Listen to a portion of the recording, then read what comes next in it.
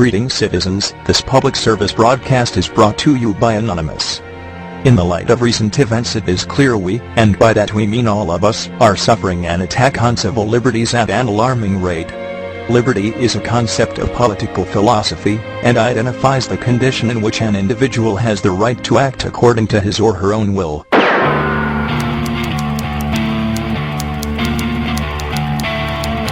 I think those bailouts were absolutely required to save your civilization. Now if you talk about bailouts for everybody else, you gotta say to the people, suck it in and cope, buddy, suck it in and cope. The global insurrection against banker occupation. People are angry and they've got their pitchforks, they've got their torches. What the governments have done to turn from a democracy into an oligarchy. And we're seeing an oligarchy and in fact a kleptocracy emerge here. The governments are not representing the interest of their constituents. Jamie Dimon said, too much is too much. Not all banks are the same. I just think that this constant refrain, bankers, bankers, bankers, is just unproductive and unfair. People should just stop doing that. You've been caught stealing money from Americans, stealing money from the globe, committing acts of financial terrorism, in bed with the terrorists. What do you mean it's enough is enough? Enough is not enough until you're in freaking jail! Jail! I'm sick of Jamie Dimon. Enough is enough of Jamie Dimon. Somebody shut this guy down! Off with their heads. 1,000 demonstrators chanting "Killers in uniform" lobbed firebombs at police.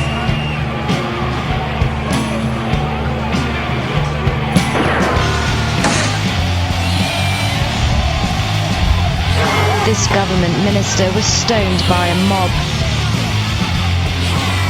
It all makes perfect economic sense. I've calculated that you need to eat approximately 37 quadrillion Twizzlers each out of the next 12 months to balance the budget.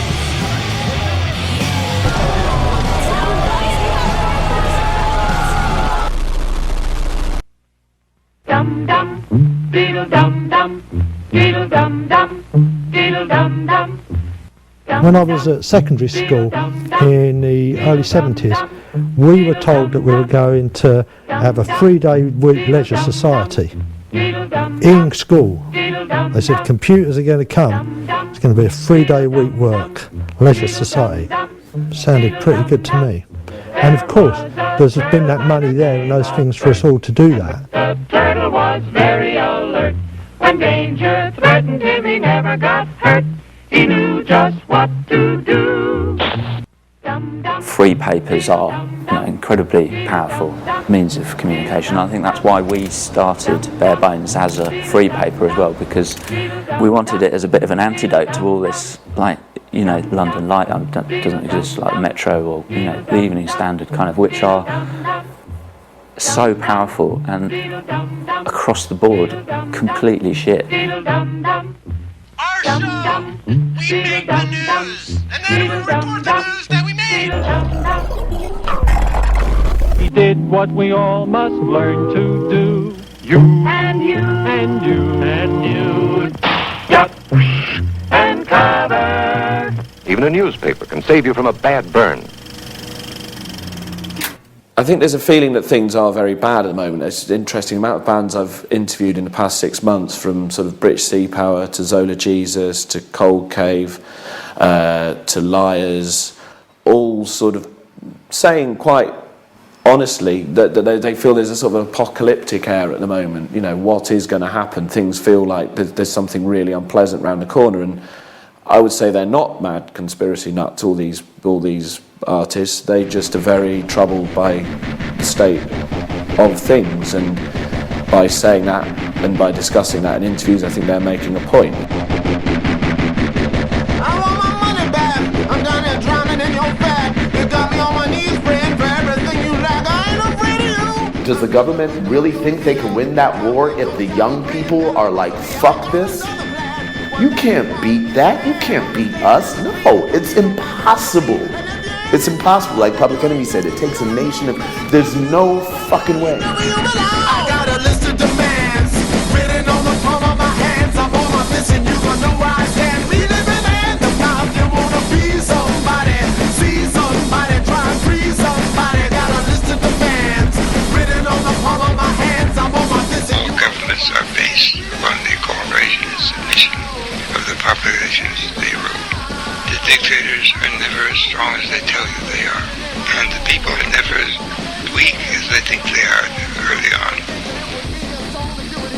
The power that banks now exert over our affairs diminishes the power of democratic government to respond to what would be the real public interest of its citizens.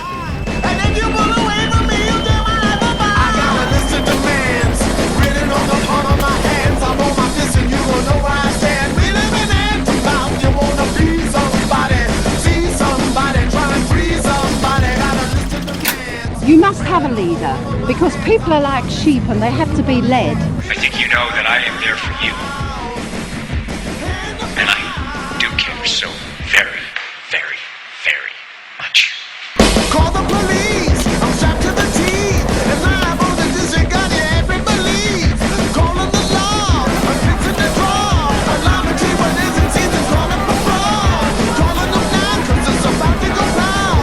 I'm standing on the threshold of the ups and the downs. Call up the truth because I'm about to break loose. We're taking that cause then I'm breaking out of my noose. I got a list of demands written on the palm of my hand. Throughout history, many of our heroes have stood on the wrong side of the law, so to speak. You know, shit that Martin Luther King or Malcolm and tons of our so-called heroes, when they first stood up and spoke, the shit they said was against the law. And so we can't really count on the lawmakers or the powers that be to see shit as it should be when it first happens.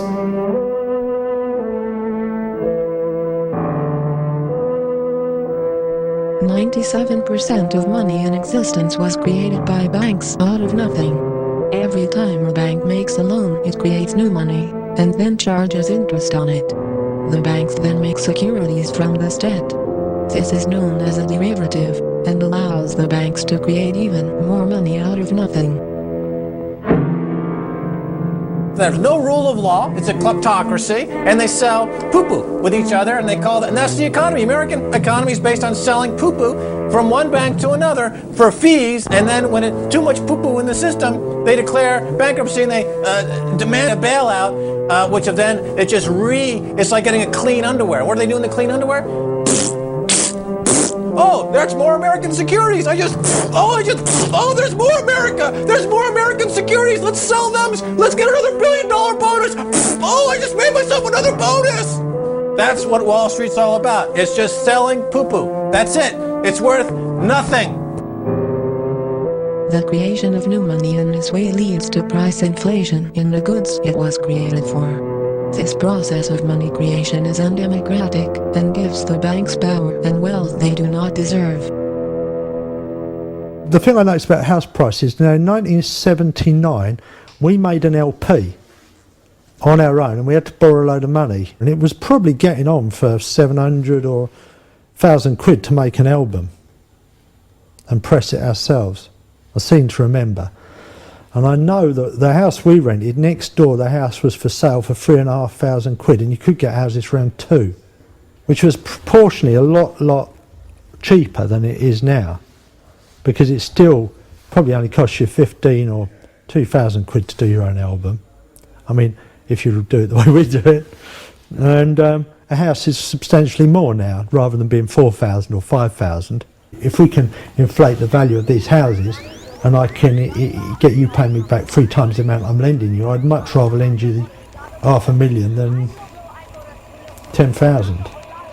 Because I got you right where I want you. I got your wife or your girlfriend where I want them, because they're going to have to work as well. You're not going to have one parent being able to support the family.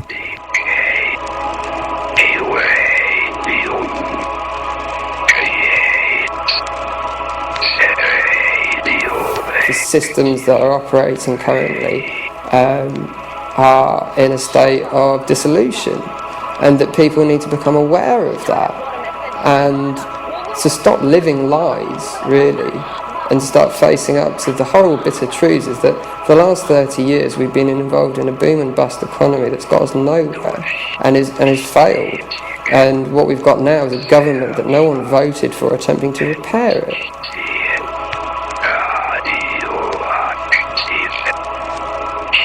You can think of the financial sector as being wrapped around the real economy, almost like a parasite, and that's why it's been called parasitic for so long.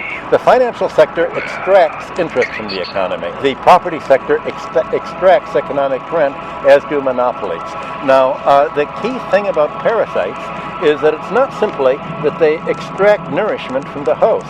The parasite takes over the host's brain to make it think it's part of the economy, to make it think it's part of the host's own body, and in fact that it's almost like a child of the host to be protected. And that's what the financial sector has done today. The nationalisation of the banks logically doesn't follow any of the principles of free market capitalism whatsoever. It's pure hypocrisy. So what you're actually looking at is the maintenance of power.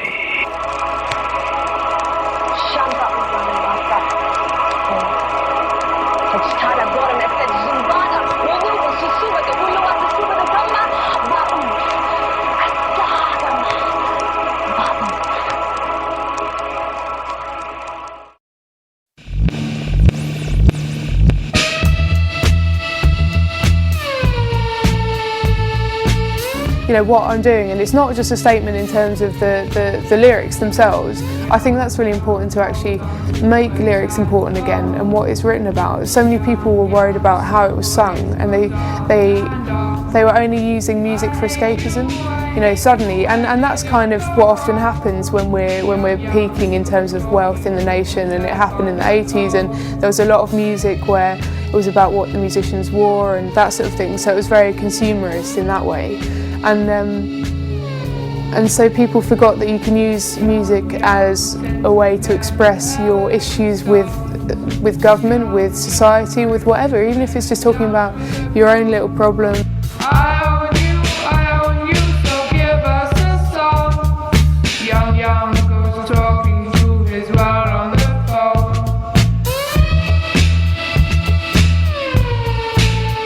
None of the parties offers a suitable form of government. They hope to organise a festival march to the City of London to demonstrate against the bankers and financiers who, they say, are the real people who control us.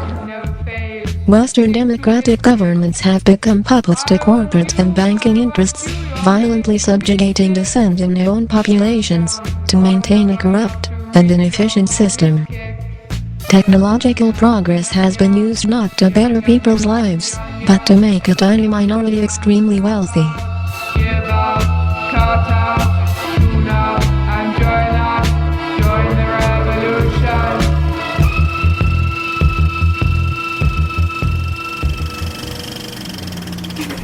The city in its own right, the City of London Corporation, which is the local government authority for the City of London, is in itself a slightly alien political entity in Britain. It is not just another municipal authority. It has all of its own rules that are very different from what apply in the rest of Britain.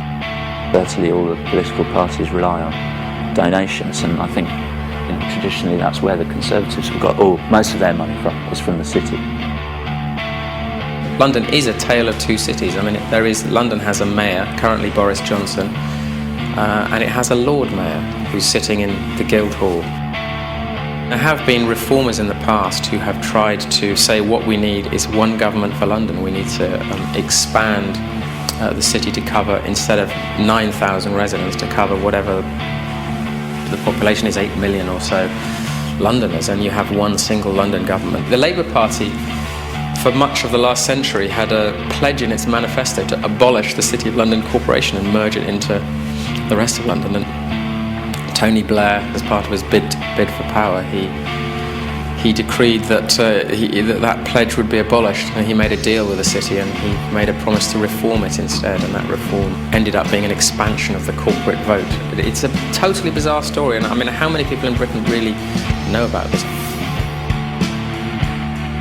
What is Sir Tony going to do if JP Morgan goes bust? He's a surreptitiously stealing money from people kind of a sir. Well, of course, because he consults for JP Morgan at $2 million a year, and that goes back to the exit plan for the politically corrupt class. In the UK, they're allowed to walk out of Downing Street, walk across the street, and walk into JP Morgan, say, give me $2 million a year. Incoming!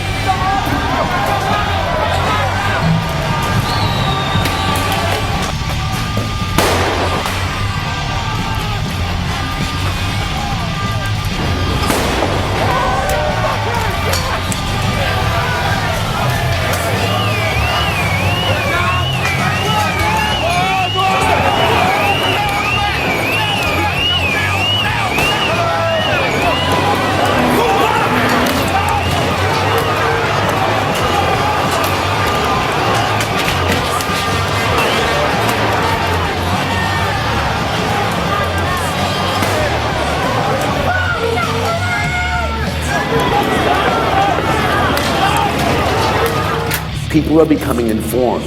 And then at the same time, people like Julian Assange are threatening to really fucking inform us about what's going on, you know? And there is a reaction, there's a response to that information. And once people know, once people learn, then it becomes inevitable that people have to move and grow and change accordingly. Technology is extremely empowering. And the thing is, they can't control it, you know? Because these kids are born like OS13, it's beyond their control. And it's always been like that. That's nothing new. It's always been like that. That's how hip hop came to be. That's how so many things have come about. Something that's come up a lot is the fact that these cuts they have to happen, you know, they're unhappy truth, they're necessary and they're necessary, but they'll be done fairly and everyone will be hurt just the same, which just isn't true. There's 25 billion that could be taken in by tax to cut the deficit, which isn't, either through people avoiding them through illegal means or through exploiting tax loopholes. In 2005, I think it was, Philip Green paid himself £1.2 billion, and because his business isn't held in his name but his wife's and can be channeled through lots of different offshore accounts, he escaped paying £300 million in tax.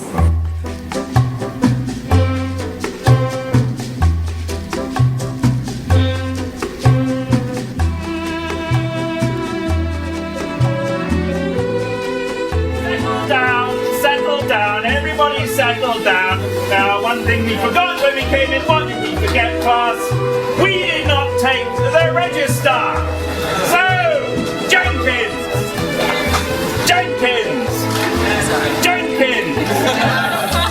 Very good. Now, hands up anybody who isn't here.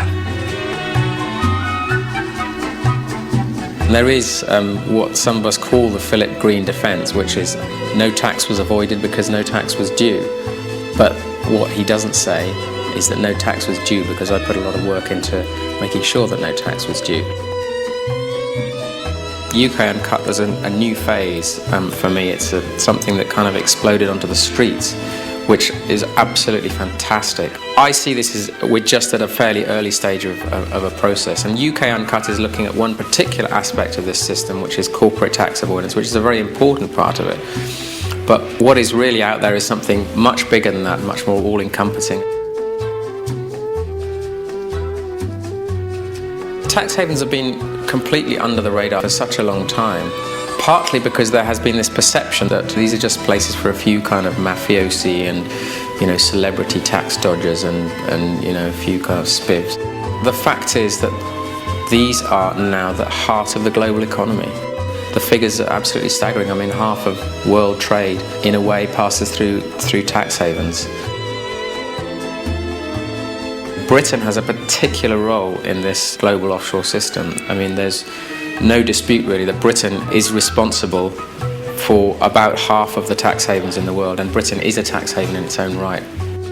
Every multinational corporation pretty much these days will have offshore subsidiaries that they will use for various reasons. Cutting down on their tax bills is usually top of the reasons. Recently, the Mail on Sunday did a great little investigation about how many offshore subsidiaries the UK banks have, and the top three, Lloyds, Barclays and RBS, had 550 offshore subsidiaries.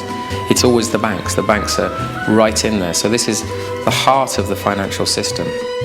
Governments of OECD countries have found themselves curiously reluctant to crack down properly on tax havens. And when you look at the amount of illicit money coming in under the table, it's hardly surprising it's been so difficult to crack down.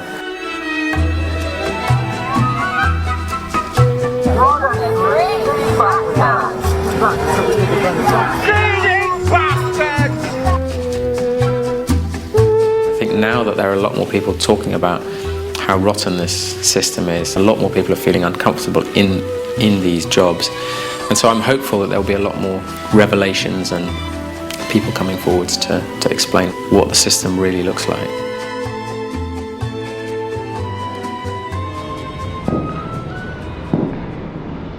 Digital money. which makes up 97% of the money supply, comes into circulation as the result of bank loans.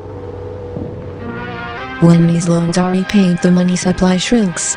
In order to effectively maintain the illusion of growth, total bank-created debt must forever increase. If governments are unwilling to go further into debt, someone else, such as students, must take on more debt to supply the economy with its medium of exchange. This is the way the debt-based monetary system is designed. If you're leaving a university with a £30,000 or £40,000 debt, you have only one choice, and that's to get a fucking job straight away. You don't have the luxury of taking a year or two off to freak out and carry on your music project that you were doing, or to kind of to do an unpaid job that maybe in the long run is going to be a more interesting life for you. It's just, with that scale of debt, it's total control, and that's a really frightening thing. Governments are actively promoting a system which needs ever-increasing debt, while at the same time pretending that debt needs to be reduced. In fact, they are just shifting the debt burden. Banks should not have the power to create the medium of exchange. I lived in a village, and nearly everyone I lived on the same street as worked in offices in out town, and they all, had houses that were bought with mortgages, cars that were bought on loans, and that was a dream. You could become middle class as long as you could sign the right papers. And that's really how the power is maintained, by keeping people in a level of debt, in a deficit, a disadvantage. They're talking about instituting $100 trillion of new debt. That's $100 trillion of worthless cocktail napkins with smeared lipstick that says $100 trillion on it, exchanged amongst corrupt bankers for fees to pay for these godforsaken overpriced hookers. A lot of the time it seems that probably politics in this country hasn't changed for hundreds of years. Where is the line? What's the point where it is okay to have violent protests?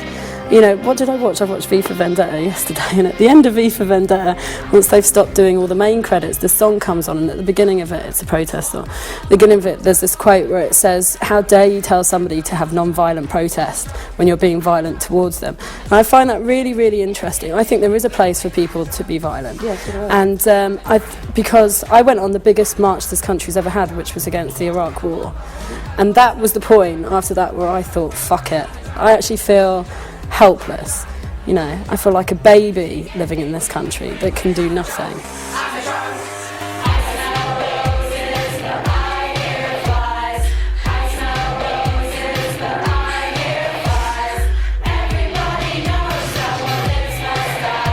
I think it's funny how they interpret violence. Violence apparently no longer means a human being harming a human being. It means vandalising property. So I guess the smashed Treasury window is much worse than Alfie Meadows being left with brain damage and having to go to hospital because of police-induced head injuries, or Jodie McIntyre being humiliated and pulled out of his wheelchair. I think the media is what's put as key values in terms of what constitutes violence. Men, the enemy has asked for it. Let him have it. Seek no quarter, nor give any beyond reason. Be firm, be just, and Godspeed you all. Stop! If you're in the airport, stop! Listen to me right now. Buy silver and crash JP Morgan. And this is how you take down a giant. You find that vulnerability. You go in there hard. In JP Morgan's case, they're short silver. That's their vulnerability. You hit them there really hard, and they will go down like a sack of beep. That's the only way. You got to think of them like a vampire, and you got to drive that silver stake through their heart. They're short billions of contracts of silver. Their balance sheet's at risk. The more silver you take off the balance sheet, the greater the probability they'll go bankrupt, and then we're down one terrorist in the world. You got to do it. Horses snorting fire. Oh boy, you say, rubbing your hands together, that's for me. That's right up my alley.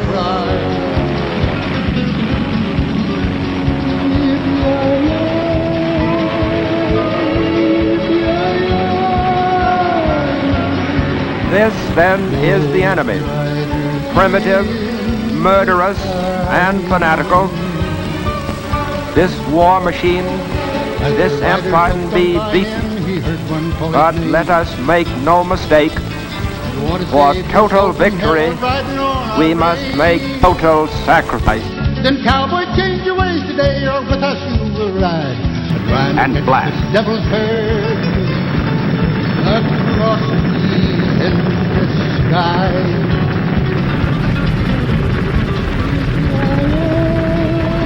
Still early in the game for Jamie Dimon. He may go the way of Jimmy Kane. Flat frickin' broke! Suck it in and cope, buddy. Suck it in and cope. The politicians are afraid of you, of me, of the ordinary people. They're afraid of us.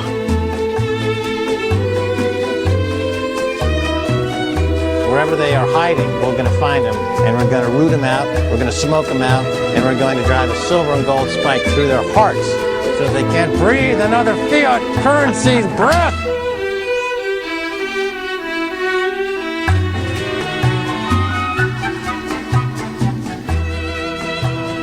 Something like 2% of the world's population have ultimate control over the money which controls my life, your life, everybody's life. If that money was in our hands instead of their hands, then in fact the world would be a much more happy place.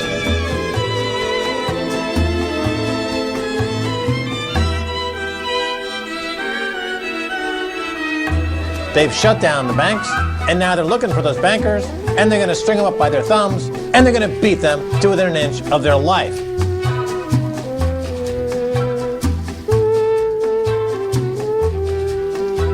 I think that making you suffer enough will ease some of my pain.